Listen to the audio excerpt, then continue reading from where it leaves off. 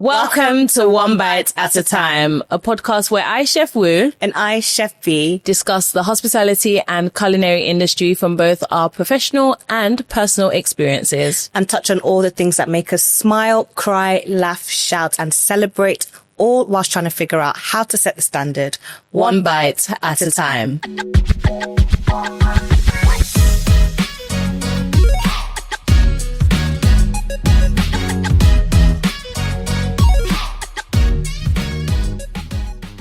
We thought to kind of take you on a new journey today. We wanted to bring someone on and have a different perspective of the industry.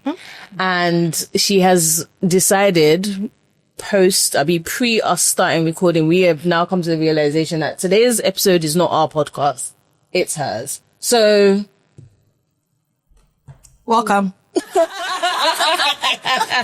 Welcome Not to you taking over. One Bite at a Time podcast with Demilade featuring Chef Wu and Chef B. I'm screaming. Wonderful. Yes. So we are going to discuss something that we feel like it's coming up, and I think it's pretty impressive. Yeah. And I feel like Demilade was the best person for us to have this conversation with. Exactly. We're going to talk about the rise of having a third space, especially here in Nigeria. I think we are starving of that community of taking something outside of what we have decided is the norm. I mean, if we want to go out, it's a restaurant. If it's not a restaurant, it's a bar or a club. If it's not a club, it's someone's wedding who you may or may not know, to be honest. So it's, third spaces have been rising around the world. I think for the most popular one we can think of is like a Soho House. Yeah. And Demi has founded a new and exciting concept called My Friend's House. So Demi, tell us a bit about yourself. Okay, my name is Demilade and I am a content creator and entrepreneur. That business being My Friend's House. I don't even like the word entrepreneur because I never wanted to be one, to be honest. But You are. I find a cooler name though. So My Friend's House sort of came out from a need that I had, and I thought other people might have the same need. And you're exactly right. Just as you said, all over the world, there's lots of third spaces. There's Soho House. There's the Wings, which I think we've discontinued now, but there's plenty. And something I sort of missed is that when you go to school and you know that I'm going to see my friends, I'm going to see my people. Yeah. I know that activities have been planned. I know that I can just show up and sort of the plans are taken care of. And like you said, it's just, I don't always want to go to a restaurant. I don't always want to go to somebody's wedding. I don't always want to put on makeup. I just want to go. I just want to be. I want to know that when I enter this place, I will see people that I know or people that I don't know, but are sort of similar to who I am. I will be taken care of. There's food, there's drinks, it's like my house. I literally was like, I just want to be in my friend's house, but by myself and know that my friend can walk in at any moment and we'll just will laugh and then everybody goes their separate way. And that's how the name came about, literally, because I said to someone, I was like, I just want to go to my friend's house. Why can't I just do that? She's like, we should call it My Friend's House. And I like that name because I think you do want to feel like you are in a space where you can be free, you can be chill, you can be yourself, and nobody has any wild, crazy expectations of you. And nobody is expecting you to show up or to form or pose because this is my friend's house. I'm showing up as me in my total authentic self. So that's how I came up with that idea. And it started off last year in August. And it has really resonated with a lot of people. And there's really a lot of people have reached out to me this is exactly what I've been looking for. This is what I need. I just like to know that you exist. I may not come today or tomorrow, but I just know that you exist and I can use you and I can take advantage of my friend's house. And that for me is okay, we're doing something right. Yeah. We're reaching the right people. We're reaching the right audience. People are enjoying this. I mean, I think it's safe to say, we thrive community. I'm just, even as you were talking, I was just where have we come as a generation where we even have to make it curated to get people to come together authentically. Back in the day, you would just there'll be potlucks, there'll be street side barbecues, People's doors were just wide open. But where we are now as a society, it's a lot more Close-knit. insular, and even if you're trying to step out in community, it still feels rather much created, you said. But having these kind of third spaces, even though it is a curated space, it allows still a version of spontaneity or for it to be whatever you want it to be. But I think it's important we first, some people may not really understand the concept of what a third space is. So let's break it down. I think for you, what's one thing you could say, what is a third space? If you could give one description. Okay, so like a first space is your home. It's where you live. It's where you wake up, where you go to bed. Your second space is, your school or your work, where you are. And a third space is the third space you like to spend time. I think a third space can be anything. It could be a library. It could be, a cafe. It could be a restaurant that's like open. It could be a working space, but it is just something that isn't your home and it isn't your work. And you can have 4, 5, 6 spaces, but all of that would fall into a third space. And I think that there are a couple, we don't call it third spaces anymore, but I do find that certain like communities in Nigeria have a space where they congregate. So your Alte crowd, your queer crowd, I don't know if your Alte crowd, your queer crowd, your the chefs, the cooks, the artisans, like they have spaces where they congregate, and it's not formalized as a third space because you just know, like you're in the community, so you just know that this is where we hang out, this is where we do this thing. And I think what happens with things like that is if you're therefore not part of those communities, you don't know where people are gathering or people are meeting, and then you start to feel left out. Then the ones that are public tend to be private members clubs, or they tend to be really, really exclusive, expensive. They just tend to be really expensive.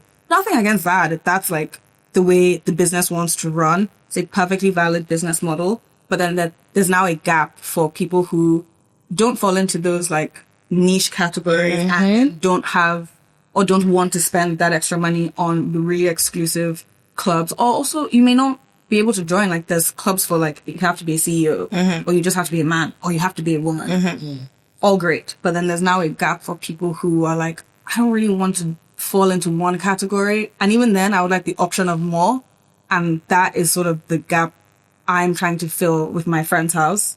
I'm always like, I'm not trying to rebuild the wheel. It exists and it's executed flawlessly all over the place. We're just trying to do it our own way. And I guess this doesn't really say, I've answered what a third space is and I've now moved on. But that's like kind of what a third space is. It's just where people can gather over shared or common interest. Yeah. Okay. What do you think? Would you add anything to that? I think, not adding, but from what she's kind of explained, it's community driven, community led, which I feel like it's very important. And even as you've said, culturally, we're a community based society. So it's almost weird that that's not something that's more prevalent in today's age. And we understand why, but it's also something that's very needed because for the evolution and the expansion of our society, we do need those spaces. They're very important when you think of how that affects your mental health and your friendships and your relationships. It's very necessary and arguably not done enough. So yeah. And you? I would lie to you. I went to ChatGPT because I felt like I know what it is, but sometimes it's good to just bounce off our online front who can help us put it into. And I think we've already mentioned the community and stuff, but I think what was an interesting one is that most times a third space does have a ethos or identity and ambience. I don't know why I always struggle with that word, ambience. And I was just starting to think, I mean, we've mentioned the ones where you do have that kind of high society brand where it was for the elites and that was to kind of create a space where the elites could come together. But then you also have third spaces for, let's say you want to bring in a community of people who are in love with arts or culture. So I know, for example, Soho House, that was their initial aim, to be a space for creatives. Then you have a third space. Like one that just came to my mind in this conversation was the series Friends.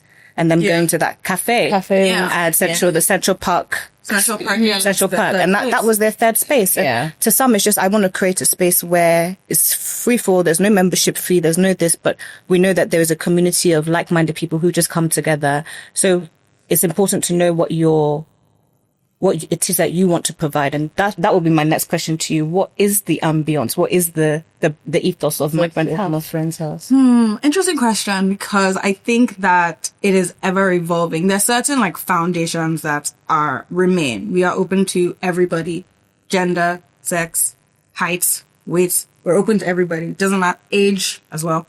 Doesn't matter who you are, where you are. We're open to you. That never changes. And I think our ethos really is come as you are and show up in the amount that you want to show up. I've definitely had like events where people were shyer and they took a really long time to open up. And one thing that I know as someone who can be shy is when I'm in a shy mood, don't start saying, hey, how are you doing? Oh my God. Don't call me out. Don't draw attention to the fact that I'm being shy. Just let me like warm into everything, like find my space as I'm gauging like what is around me. So I really try to make sure that whenever we have events, if someone is a little bit off to the side, you check in, hey, you okay? They say they're fine. Okay. You just show up as you are, how you want to be, and you take from our space and our events whatever you need. And if we're doing like a game night, which we had recently, and you want to be loud and shouting at the life of the party, there's space for you to do that. And if you just kind of want to sit back with your drink and your chicken wings and watch other people, there's also like nobody's going to tell you if you don't take part to get out. Yeah. You have every ability, rights to show up how you want to show up. And I think that's like, I just take a lot from what I've experienced, what I know, and I just try to say like, this is what I've learned. This is what I've seen. Does this resonate with you? And ultimately, the ethos really is like, show up as yourself. Be who you are. And if we're for you, then we're for you. And if we're not for you, that's totally okay as well. Right? Because I think some people do like really those like elite spaces, those exclusive spaces and exclusive offers. And I think there's a part of me that every now and then I'm like, yeah, I like going to the boat club and knowing that it's just me. It's like sometimes you do just want slightly more exclusive spaces and exclusive experiences. Yeah. And sometimes you are in the mood for something more open and free. And I think that everybody has all sides to them. And then there are spaces that cater to anything and everything that you want. Okay, that's great. I think one thing, now that we understand like the ethos of my friend's house, one thing that we've observed from my friend's house is that the central point, the focal point for it is food. Okay. So I think what we'd like to ask is how you were able, or what made you choose that as the focal point, and what kind of led to that? Right. What was the reasoning behind that, and kind of how was that kind of fleshed out for you? Well, I think my love for food is clear. It's always been very obvious in who I am, or like any of my content, which I started before I started doing my friend's house. And I think that when I think about going to a friend's house, food is one of the first things you think about. Yeah. Growing up, I knew the friends that, okay, I'm going to your house on a Tuesday, because Tuesday is the day you guys have lasagna. And this other friend, I'm going to your house on a Friday, because that's the day your parents get us pizza. And I think like it would be ridiculous to not include food, not necessarily as the focal point, but just not as a big enough point when you talk about community and gathering. Because gathering around a dining table, gathering around food it's been happening since the dawn of time. Yeah. That is how people meet. I mean, it is hunters and gatherers around food. So that is how people have always been. And I think that it made sense to me if I was starting something. I've never been in this business. Nobody knows who I am. A good place to start would be something that I love doing, and it'd be around food and drinks. And it has evolved in that way. And I think even when I started my friend's house, one of the first things I said is this isn't just about food. Food is like the conduit to our gathering. Yeah. Food is the reason you may have seen us. Yeah. That's not what will keep you here. It'll be the community, it'll be the friends that you make. I think my favorite part is at the end of a dinner or a game night or a karaoke, when you see everybody taking each other's Instagram or Twitter handles, like people really start to say like, oh my gosh, I met you here. I really like you, let's hang out. I had a dinner once where at the end of it, they all left the dinner and went to RSVP for drinks after. Oh, like, amazing. They didn't come together. They left together. Exactly. They didn't come together, but they left together. And I was like, see what, not even food, but what gathering around food can result in. Yeah. It's not like I'm not a chef. I don't claim to be one. And I don't claim that my food is like the best out there. It really is elevated home. Oh, hey, was it the one? Don't worry. That was so lovely. Wow. Oh my God. Actually happens to me. Do you know what is most embarrassing? Is sometimes I'll even type in HVAC. Wow.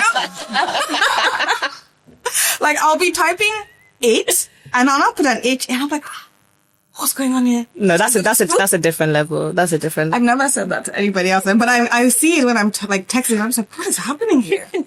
It seeps in. Like, if you are Nigerian and specifically Yoruba, Yeah, you can't escape it. Oduduwa will grab you, by the tongue as any point. But when you were talking about not being a professional chef and, still, there was still something that attracted me to your page. And that is because you are still so central in the food process. I mean, it's very much, you could have had this business idea and said, I'm going to open a third space and I will hire a chef or I'll hire someone to handle the food part of the business because it's not what I do. But it's still integral. You love to, clearly you love to cook, and it's something that you wanted to still be a part of in terms of your business. So take us through that decision of saying that I'm still going to be the one, to produce this food, and how you balance that in an industry where what we're seeing now apparently is that you just chef this, chef that, Well, I feel like, so it wasn't an intentional decision. It was one of those things that's just like part of who I am. I was like, if I'm offering people a dinner service at my friend's house, me being a friend, how can I not be the one to cook? To me, it felt very like, that wouldn't make any sense at all. That would be inauthentic. Inauthentic of the whole. Yeah, exactly. What we're trying to build, it felt like people are coming because they want to make new friends. And the central point, the thing that's bringing everyone together is me, what they have seen me do, what they have heard me talk about. Yeah. So I felt like I couldn't not be the one to cook. I don't think, who knows what comes in the future, but I don't see myself running like a restaurant, like being a chef at a restaurant. I think if I ever had a physical space at my friend's house, I don't think I would be the one in the kitchen all the time. But I think that I have to always be involved with our flagship, like our dinners. And because the thought is when you go to your friend's house and their mommy cooks or they are the ones cooking, it's fun and it's inviting. I felt like I should be the one. I just wanted to replicate that. I always say to people that I just started this business to make friends and show up and make skills. What else that's turned into, we thank God. But I was just like, I think there's also something quite, what's the word? It's a breath of fresh air, I would say, as I don't know what you call your friends. Let's say to your friends who would pop up to your space and after just tirelessly going from restaurant this, restaurant that, and the restaurant is promising this, promising that, and you're probably not getting what they're asking for. Sometimes it's just good to go somewhere where I'm getting a decent home cooked meal. And it's someone else's home cooked meal. Yeah, it's not you that has to do the labor. It's fantastic, and I get to do that. I get to eat someone else's food. It's beautifully still done because you love to cook. Clearly, you have something. You're, I would say, home cook or home trained, and I get to meet you at the same time. Yeah. So it's refreshing. That's the word I was looking for. I think it's something refreshing, but also with a hint of nostalgia because growing up, that's how it was. That's how it was. So it's almost like you said, you're not reinventing the world, but something has done a full, is it 180 or 360? It's done a full circle. 360. Yeah. And it's come back. So as kids, we looked forward to going to Auntie Funke's house after church because they always make a full. And now we then go up and we go to uni and things are not the same and it's pot noodles and all that. And then we then become the adults and we want to kind of... It's our responsibility. Yeah. Do that again. I think that's really beautiful. I think it's a really well thought out concept, only in the fact that as someone that moved to Nigeria and didn't have, or left all my friends behind, and having to make new friends, I wish something like this existed when I came because I feel like that transition would have been so much easier. It took a while. It takes ages. And even when I moved back in 2024, I had friends. The majority of my friends were in Lagos, but I had moved back in a very different period of time for myself. I was transitioning, I was unemployed, and my friends were employed and they were busy. And it still felt just as lonely as if I had moved here with no friends at all. And it still felt very like, how do I make friends? In school, you went to class and you made friends. You class, people in your course. You make friends when you do things that you like and other people doing the same thing. And I think again, that's what third spaces are. Yeah. You find a space doing what you like and you become friends with the people who are also there. And I found with doing that, I made new friends, like people who I knew socially would show up and we would talk, and I realized we have a lot more in common than I thought, than you thought. And there never would have been an opportunity for us to meet if not for this space. Mm-hmm. Yeah. And it is essentially like what you said. It's in December, someone came to one of our events and she was like, oh, I was just so happy to find this. I feel like everywhere I go in Lagos, I have to know someone or someone has to tell me about it. There's no way for me to just find it by myself and know that if I go, I'll have fun welcome, and there'll be people. Exactly. And so I was like, that's exactly what we're trying to do. We want you to show up, not know anybody, not know what's going on, but be confident that you'll be taken care of, you'll enjoy yourself, and you hopefully leave with new friends. So what was like, tell me a bit more about how you came about loving food and loving cooking.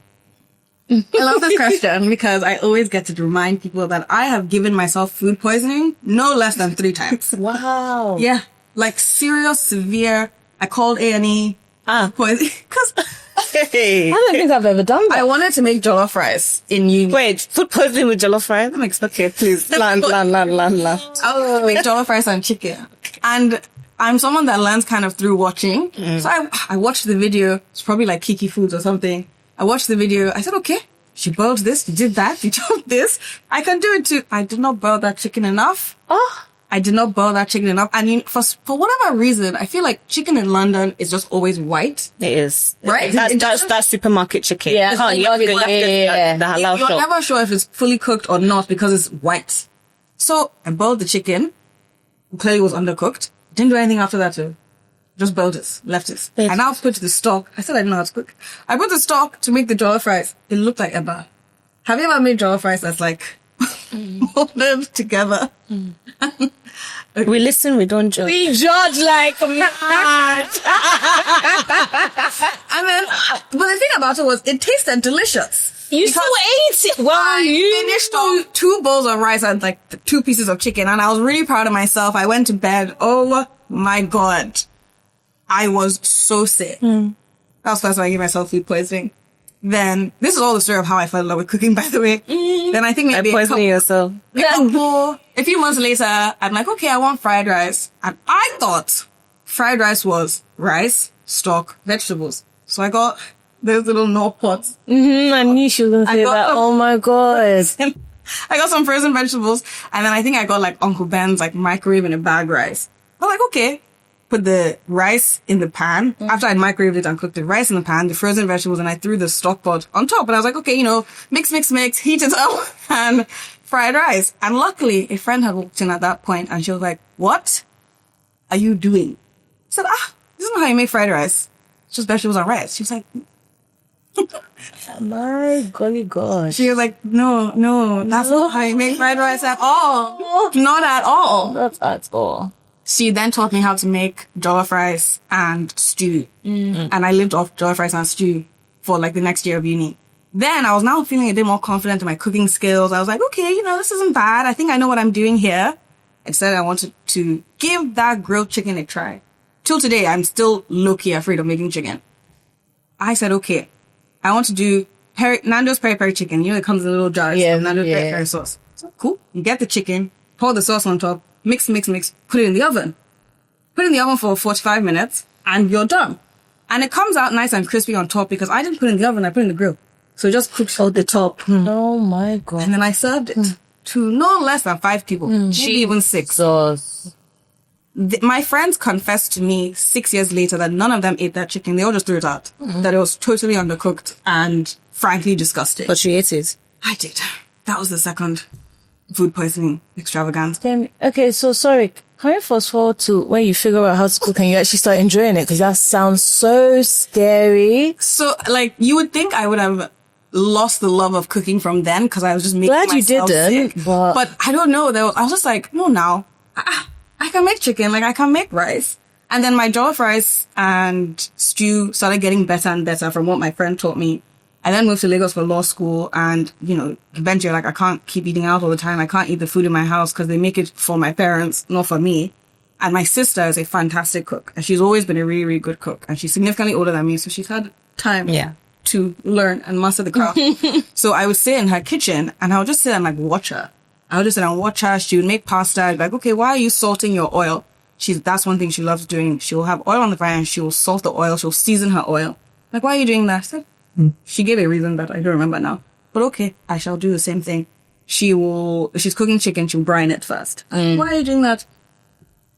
Okay. She's done it, I shall do it too. And through that, I started to figure it out slowly. And then I started to eat more as well. I feel like the love for cooking comes with the love for food. Yeah. Yep. So I started to watch good cooks more. I started to watch YouTube videos more. I started to explore my palate. And slowly I was like, okay, let me try my hand at this. Let me try my hand at that.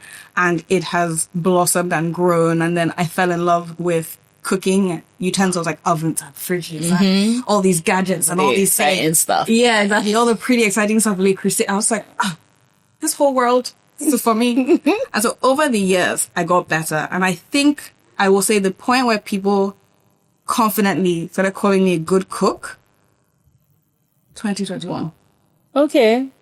So recently, that's when I think people are like, okay, yeah, you can cook. And then my uni friends who had been scarred by the undercooked chicken, they've come on board now. They come on board. They They fell fell long last to get on board, but they're like, course. okay, no, yeah, now we can see that you like to cook. And so it was a long journey, trial and error, but just not giving up because you have to eat, like the basic ones. Sustenance. Yeah, so you have to eat. Why are you eating bland food? So that's how my love for cooking and my skills grew. What a journey, fucking hell. What I'm hearing is I'm speaking as Demi. I have poisoned myself so much that I'm an expert at it. So if I poison you, it wasn't by accident. You know what? That is a great takeaway from that because, yeah. And then I think another really fun thing about cooking is because I enjoy, you might have something, because I do enjoy the mad science of it all. And, like Dexter was my favorite cartoon. So I'm just like, cooking, you just throw things in and just do things. And next thing you know, you've created something. A great dish, which is how most of these dishes came about. Somebody somewhere just had a thought or a vision and they put it together and through trial and error eventually got to this final result. And so there is a little part of me that enjoys the I can just add a little something here. I can mix this up. I can do this. I never have to follow a recipe because I think once you get in tune with how it works, you can really freestyle with it. That's why I'm a terrible baker.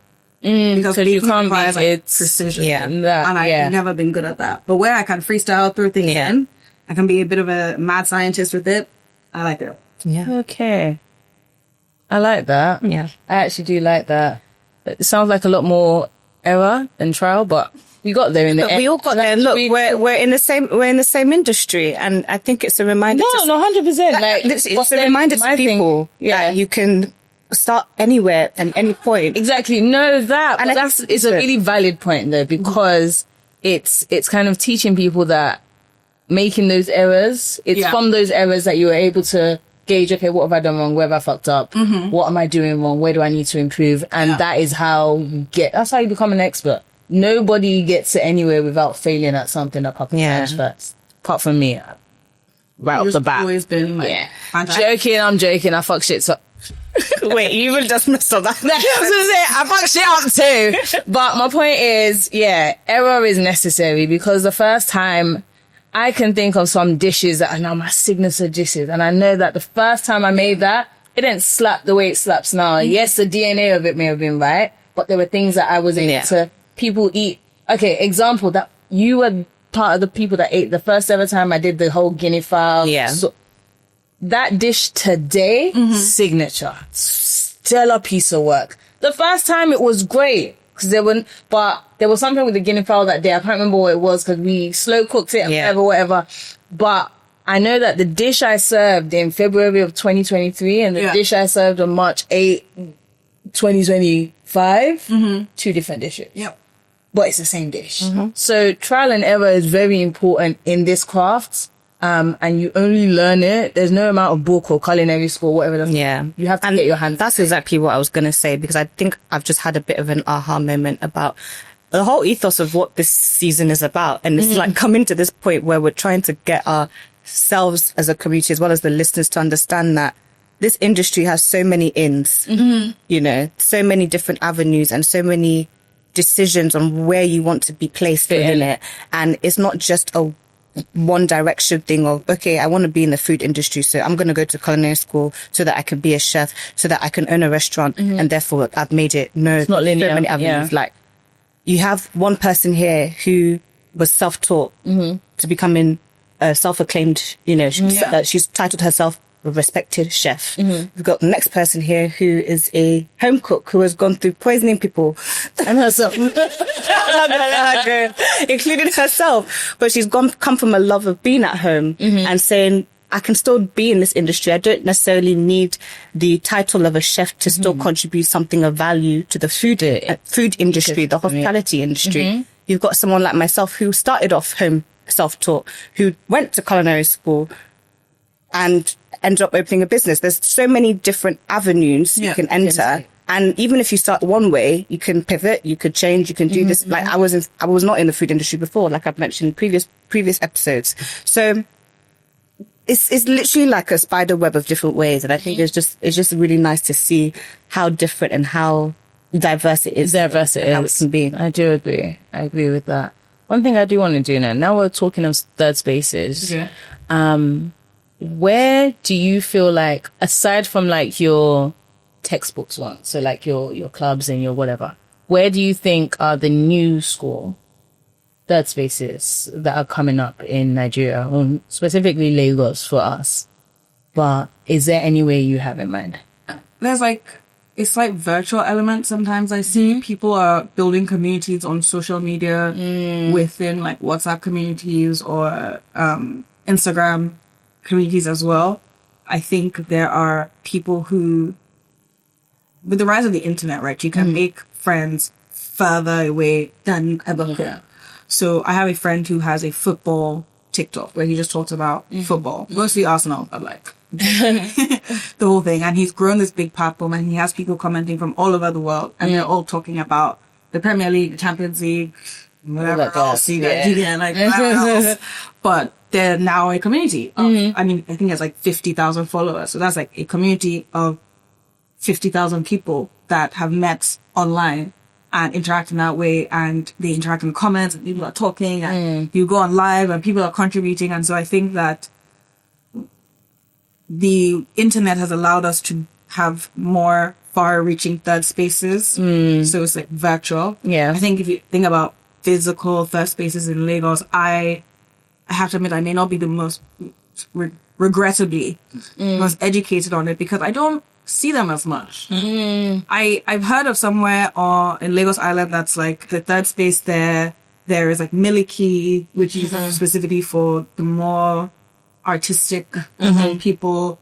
There is Mako is a sort of third space. But it still follows an old level, which I think is kind of the one thing about somewhere like Mako. Oh, girl, we got the mic. I just think that with a third space, there has to be something really clear that is being offered. And that's what I'm going to say about that. Okay. I think as an informative response. I don't think it's a shady response. I think it's informative that we still have to remember that third spaces you do have to offer something of value that makes someone want to go from where they leave you somewhere to go somewhere. And like, if it's going to be a third space that is membership driven, what are you offering your members that adds value that I can't get somewhere that you can't else, get somewhere that I can't achieve somewhere else? I think in Lagos, what kind of happens over the years, and I've experienced it since I moved back in 2017, the first time about now, is that there's always a place that's like a cool place to be. That is where people congregate Friday, Saturday nights. I remember when RSVP was, I didn't have to speak to anybody. I didn't have to ask questions. If I was bored and needed somewhere to go, I knew I could just go to RSVP. And they were doing, and there wasn't really anything they did. It was really driven by the audience and by people.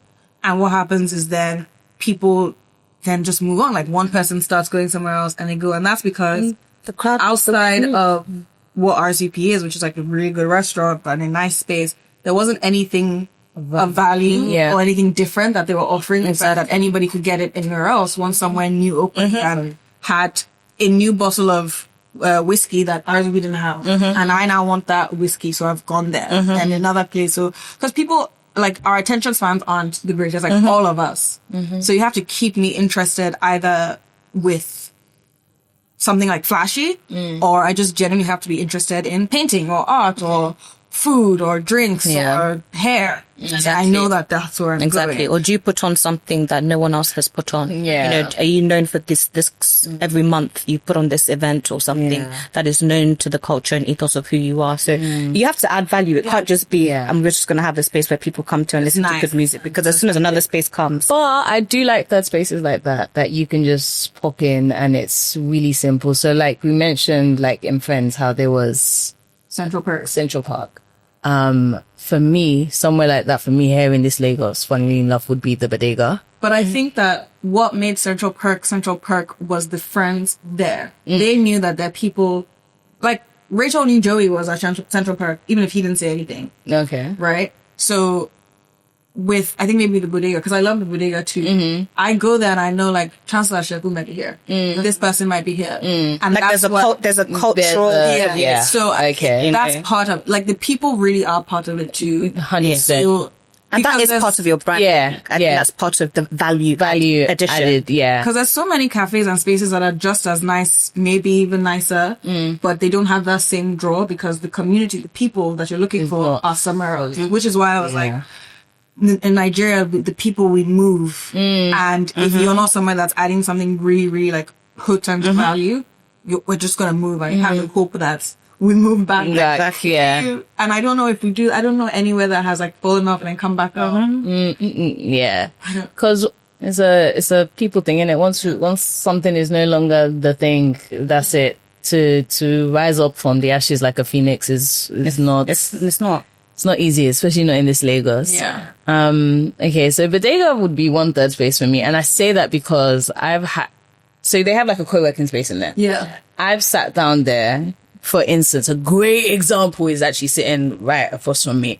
Our podcast manager, I was there and I was having a conversation with somebody and she had something about podcasting on her shirt and I just sparked up a conversation with her. And I was like, oh, we're looking for this, da. And she was like, I've got just a person for you. And now she manages our podcast. And that is the beauty of that's the beauty of environments where you can just go. Yeah. And for the most part, everybody you're meeting here has the same, I don't even want to say the same level of ambition, but everyone has the same baseline of how I want to act and be and live. And co-work, what's it called? Co-work, is that the name? I've just had a brain. Sure, working spaces. Yeah, co-working spaces, yeah. It's a third space. Yeah, it's an investment in the type of people you want and what you want to bring comfort into, being able to find a place where you don't have to be in an office, you don't have to be at home, where you can come somewhere central where you can also find other people who are also doing the same thing and bounce ideas from, and that's why it works. And that's why you're saying it's a successful model. Yeah. They've invested in its people. Yeah. You know, a 100%. really interesting thing about the Bodega is the person who owns it. He has built a community around him of food lovers, of foodies, of people interested in that space, whether you are a cook or not, whether you make drinks or you don't. If you know that I vibe with this guy, you know that, okay, if he's brought something where I can be, let me go and hang there. Yeah. And then he has created a space that now stands on its own as well. So maybe it is him that may have piqued your interest and like brought you into step into the door. But when you get there, you're like, the space this is worth my time, this is worth my space. And I think that with today, across almost every industry, you do need that something to pique the interest, whether it's the person behind it or whether it's this really unique value offering. Like, Money Point is fantastic. It's not an ad. I'm just saying that. I like using Money Point. And even when they may reach out for like content, it's like, I know I like you guys. I genuinely like what you guys have. I like what you guys have created. I love the POSs you have for anybody across I buy all my groceries under the bridge, all my produce, and the kiosks are there. She said that like I didn't recommend vendors under the bridge for her. Recommended someone specifically, but I've been doing that.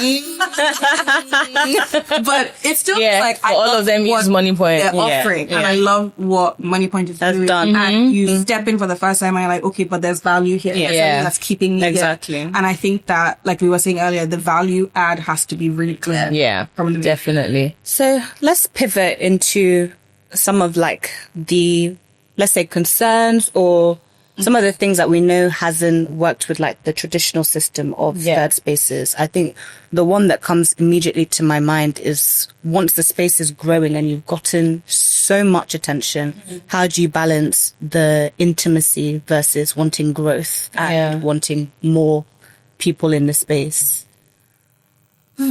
I think balancing it is something that I'm still learning.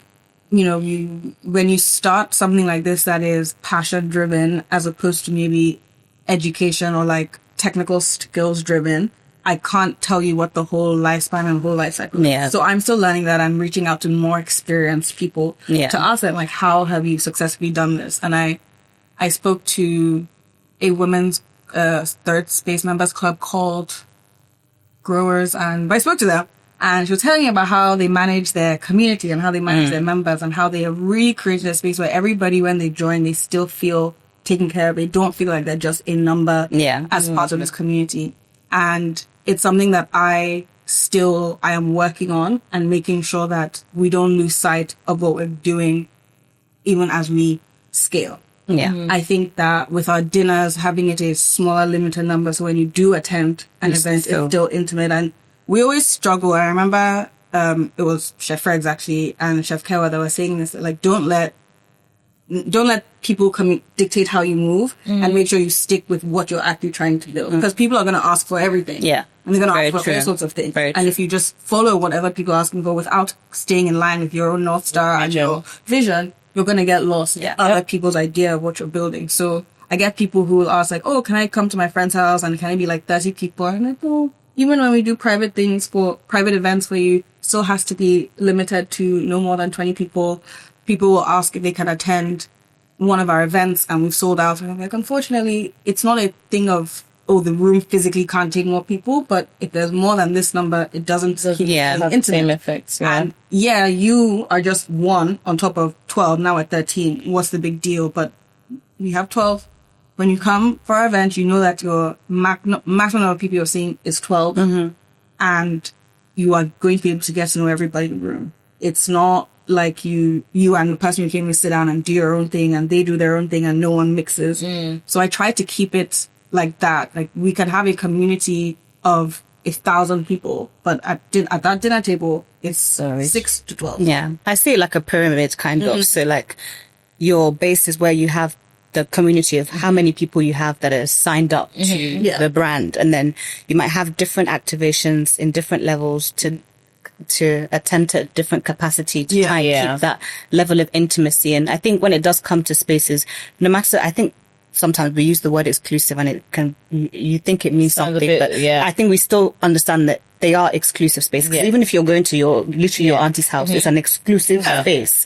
So people do still want to feel a certain level of exclusivity. Even if that doesn't mean I'm trying to be higher than thou. No, it's There's just no high barrier to entry. Exactly. You still want to feel, like I said, that intimate. You still don't want to feel just like it's everybody, everything all at once and very overstimulating or overwhelming.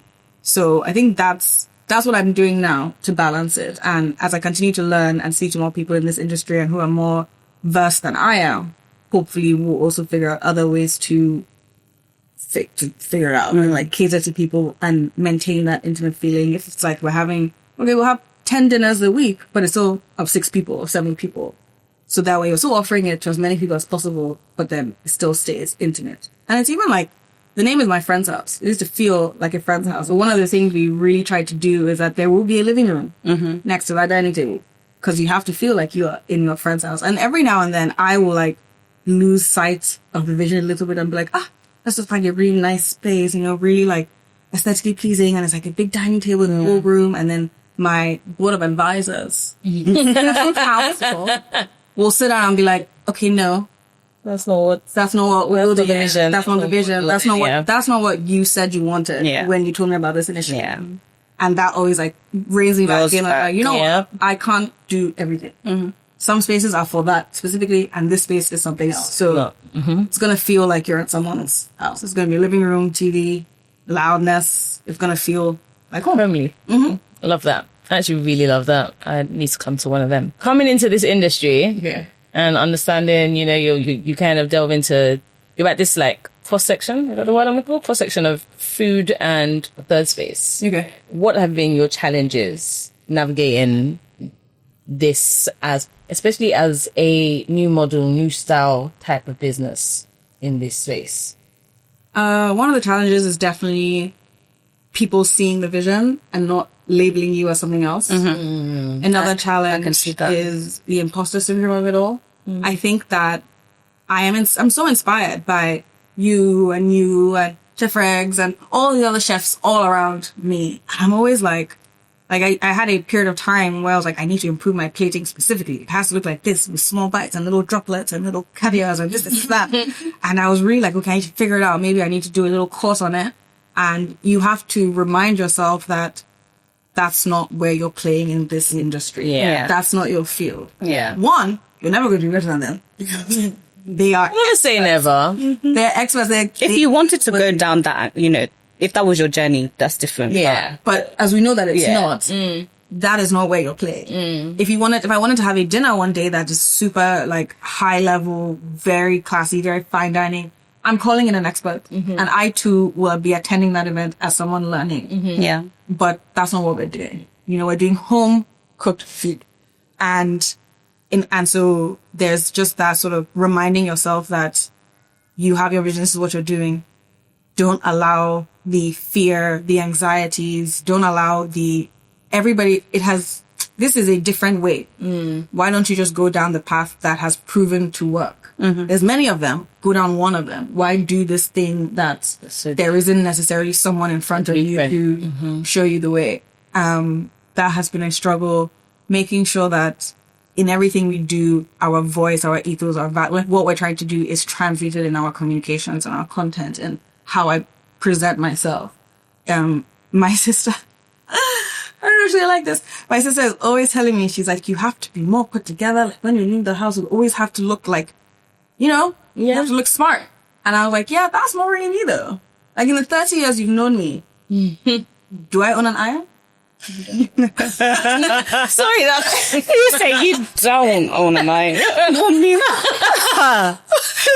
And obviously, like, don't go out in like smelly, stinky clothes. Like that's not what I'm doing. But you know, if I'm wearing like Ankara print trousers and like an oversized t-shirt, that's my vibe. It's part of your aesthetic. You know, and so I'm like, while I know that it is, most people show up in a different way. I just know like who I am, and I have to work every day to not lose yourself, to not lose myself. There is room to improve. There's absolutely. Did I tell you today when I came here? I'm trying this new thing where I have a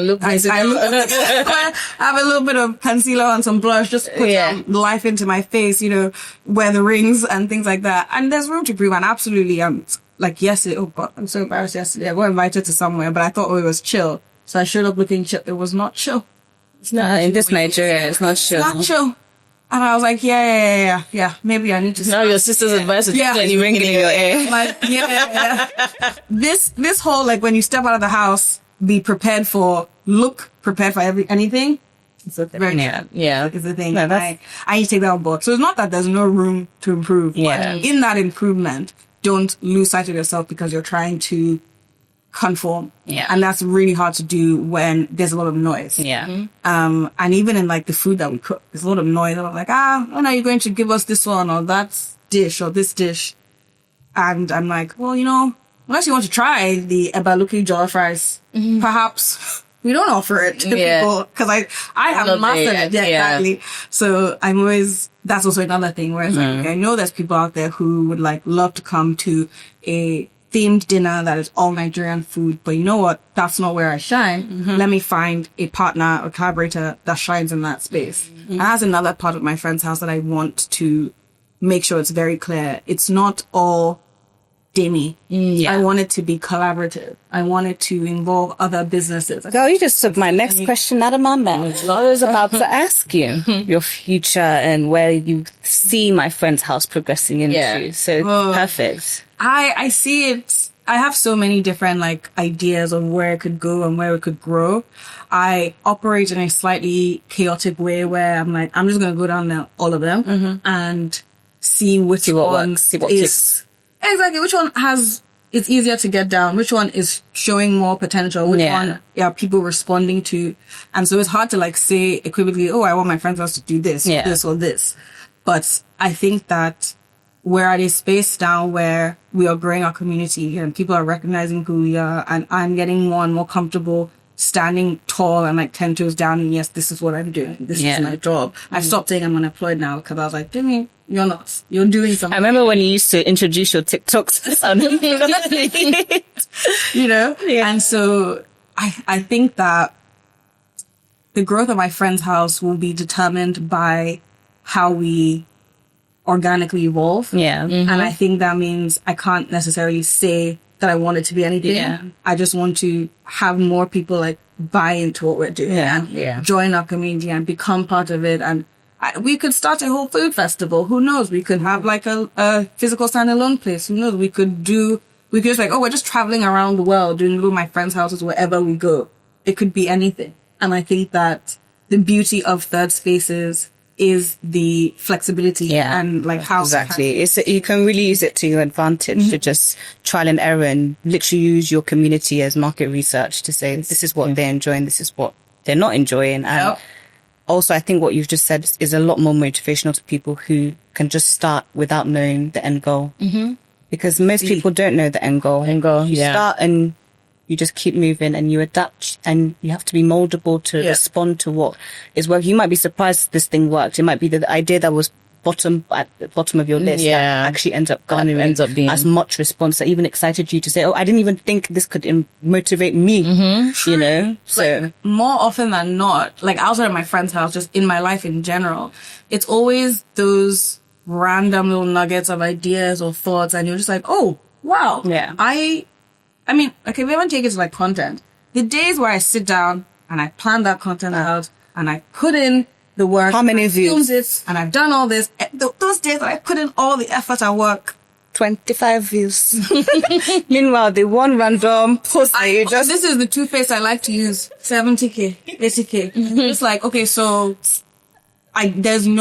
you just have to keep keep posting, because you keep just working. have no idea what people resonate with, what people like. And as long as you are doing what is in line with you, regardless of where it goes, you're going to be happy. Yeah. Exactly. Yeah. But that doing it in line with who you are and what you want to do is the most important part.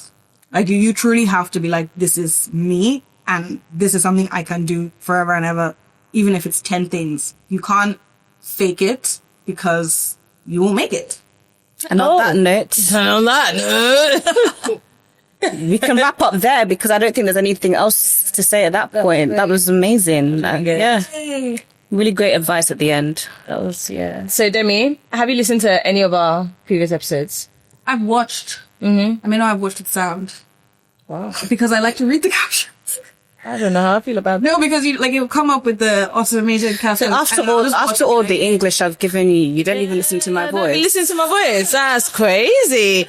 Okay, so we're going into the one bite segment, and what this basically is we have a little thing that maybe is doing the rounds on socials or is a topic of discussion, and the one bite is basically your take on it. It can be shady, it can be funny, it can be nice, it can be professional, it can be whatever you want it. It's just one bite on this said thing. Okay, today's one bite segment is pushing Nigerian food recipes online. Okay. And finding a balance in culinary traditions and then being too harsh on what maybe some people would like. How do you find, where is that line between, okay, that's not how it's authentically made, so it's wrong, and okay, this is a new way, I've never thought of it in this light, etc., etc. Does that make sense? Yes. And it's funny because you're talking about this. Okay, so what's your one bite on that? I think there is room for takes on authentic recipes. I think some people are taking too much. going a little bit too far with these takes. And sometimes I'm like, okay, this is not the same thing again now. Like, you want to make eba and okra, but I've seen one little okra. Also, like, eba and okra is a comforting, hearty meal. You know, it's big, it's full. So even if you're taking it, you can't lose what it is. Yeah. So I think that the line comes down to sort of where each individual puts that line. And for me, I think that if you're going to make something and it's experimental, then it has to be at the end. It's experimental. It's different. It is corn ice cream. Yeah. And I'm like, that's experiment and that's different. And that's what whoever's palate is for. Right? But it can't be like ice cream, corn shaped ice cream. Because then I'm like, you've not really taken it the way you're supposed to take it. Yeah. And now I just have this thing in the middle that's like neither of the things I'm supposed to be doing. Yeah. So that's like kind of where I started. Like, we're going to experiment. We're going to do that. Do it fully. But if you're just giving us your version take on something and it's now not even the thing anymore. Yeah. I don't want to eat it. Like, I want eba and okra. Like, give me eba and okra. I don't want the essence of okra with a grain of garri. Same thing. Essence of okra with a grain. Okay. And then that essence of okra is now like spinach. No. Spinach. Okay. You know, like, it's not the thing again, and it's not different enough that I'm actually Eating anything. Yeah, eating anything and experiencing something that you have deconstructed and put back together and done. So I feel like that's kind of where I stand on that point. Okay. For taking it, take it away. Don't half-ass it. Okay. V? I'll go down the avenue of commenting. I think that a lot of times when you see people creating your cultural dishes, of course it's personal. You have your personal way of how your mother did it, how your auntie did it, how your grandma did it. My house stew is different to Winnie's house stew. But I do think it's about language and how you tell the person what they're doing isn't how you do it. And especially when you see someone that's not from where you're from creating something, I think it's more important to spread the love and see it's a good thing that people are trying out Nigerian food online, for example, and trying out recipes. Don't hinder that by bullying them online, saying, this is not how you, this is not Nigerian. How can you add this? How can you do this? You didn't even steam it. This look like risotto. You know, Nigerians can abuse, like, wow. So I feel like the language can just be, like, why not try this next time? Or, you know, this is how we did it and this is how I love it. Let me know if you tried this. And the creator might be like, oh yeah, I'll try that and let you know next time. You know, there's ways. For me, it's just language. I think we can still promote positivity whilst also checking someone and saying, okay, you know what, this was wrong, but try this. It's also like the language you use to describe what you've created and how you've created it is also equally as important as the language we, as the people receiving it, provide feedback. Yeah. So the other day I was at a tasting and they asked me how I felt about this dish. And I said, I may not be the best person to answer about this dish because I don't like the specific ingredient you used at all in general. So anything you ask me is always going to be like, oh, I don't like this thing, but that's not proper critique of what you created. You need to go and speak with someone who actually already enjoyed it. So that's something I always try whenever I do any kinds of reviews or someone asks my opinion. I always try to share it like, the things that I like, here is my opinion on how you created it. Things I don't like, I can't speak on it because I just don't like it. And as well, when you describe the food that you're giving me, you also have to be mindful of what language you're using. Agreed. So someone had created something and they said it is yam burger. And I was like, what have you done here? Have you turned the yam into like a dough, but the bread? Have you what do you mean by yam burger? The dish comes out and it's the yam between some. Oh no, it is marita. Oh, okay. So my one bite on this is... So I was just like, I don't think you can use the word burger to describe. Let me say first, what you have given me is not bad. It is nice, actually. I enjoyed it. But you can't say it's a yam burger because people are going to hear burger and expect a burger and they're going to insult you because the communication is incorrect. Yeah. Right? And I think that's what I mean by like the way you describe it and the words you use when you are when you're like recreating like an authentic or like on one of our dishes. You have to be careful. You know, if you're saying that this is a goosey soup and it is not soup, can't put soup there. It's not soup. Can be a goosey something else, but it's not soup. So like that kind of language is very important. Okay. I like what both of you said. I think my one bite on it is just very much So kind of going off what Vanessa mentioned, understanding that sometimes you might see someone cooking something and it's not how you made it at home, but it's because you do not have monopoly over the ingredients that they've used to make it. So the said person is not in your house, so of course they're not going to cook it how you cook it at home. Not your mum. I'm me in my own space from my own country, and this is how I make this shit here. Respects that. The same way if I see you cooking your shit, I'm going to be like, oh, okay, that's okra in a different way. That's plantain in a different way. That's not how we cook it where I'm from. But, and at best, if I must comment, oh, do you know that where I'm from, this is how we make it? It doesn't take away from the fact that this Cameroonian person has made okra in a specific way. Ah, that's the wrong way to make it. Where is the book that they wrote that this is the right way to make ila asikpo? And at that point, when that Cameroonian person has made it, it's no longer ila asikpo, because ila asikpo is Yoruba. Ila asikpo means ila that they cook together with other things to translate. You get what I mean? Yeah. So it's understanding that because you are familiar with something and someone is cooking in a way that's unfamiliar to you, it doesn't make it wrong. Yeah.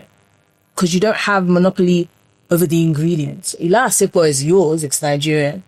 Okra is not yours. Yeah. Do you get what I'm getting? Exactly, I agree. That's my one bite on it. So many things are used in different cultures differently. Exactly. Like okra in the Caribbean, in Mediterranean, in Africa, totally different. Rice in different places is different. It's just Exactly. like, as you said, there's no monopoly on an ingredient, short of something coming out of your head specifically. If it is old culture, like we can't find where cooking was first. Takes are, it's like, I'm making it how you said, this is how I do it to my house. Don't know if I take it to, don't go and do something else. Don't be insulting with it. But, like, Yeah. to each their own. Yeah, I agree. Right. So yeah, that's our little one bite. That's all one bite. And Demi, I hope you were truly fed. I think I was fed. No, definitely. I was definitely fed from this conversation. But we poison hope that you were fed. I'm sorry, I couldn't help I absolutely loved it. I love to help myself. But yeah, But and it was definitely Demi's It was podcast. very insightful. So thank you, Demi, for having us. Exactly. Thank you for coming on my show, guys. So as always, you can find every episode on YouTube and all podcast streaming platforms. So make sure to please follow, subscribe, can like, comment, interact with all our pages. You can follow us at onebitepod_, and you can find us on YouTube, Spotify, and all streaming platforms. Thank you so much to Demilade, our venue partners, for giving us the space for Demi to talk and host us. And we also want to thank Circa Lagos and the Bodega Emporium for being sponsors behind our vision and supporting us all the way through. And we look forward to dishing it out with you one bite at a time.